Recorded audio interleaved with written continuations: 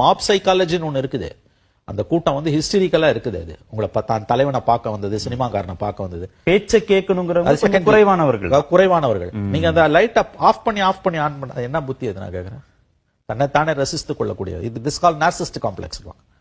கிட்டத்தட்ட அப்படிதான் இருக்குது. என்னங்க இது? எப்படிங்க ஒரு அரசியல் கட்சி தலைவர் இப்படி பிஹேவ் பண்ண முடியும்? லைட் ஆஃப் பண்ணி ஆன் பண்றது, ரசிக்கிறீங்க அந்த கூட்டத்தை.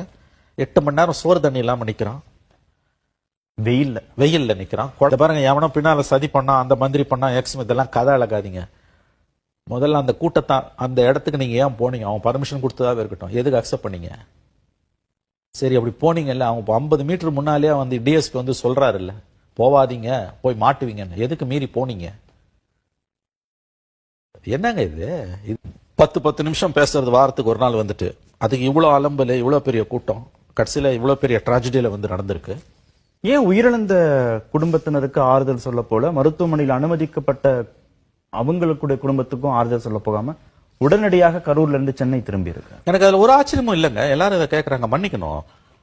அரசியல் கட்சி தலைவரா இருந்தா போவாருங்க. அவர் அரசியல் கட்சி தலைவரே இல்ல, அவர் ஒரு அடிப்படையில் நடிகர். பிரச்சனைகள் வந்தார், அவர் ஓடி ஒளிகிறார். ஒரு அரசியல் கட்சி தலைவர் நீ ராணுவத்தையே வச்சு தடுத்தாலும் அவன் போய் நிப்பாங்க.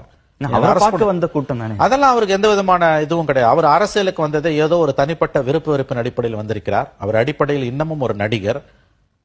அவர் இந்த மாதிரியான சிக்கல்களை எதிர்கொள்ளக்கூடிய ஒரு மனநிலை அவருக்கு இல்லை. நான் மறுபடியும் சொல்ற, ஒரு பாலிட்டிஷியன் தான் இதை எதிர்கொள்வான்.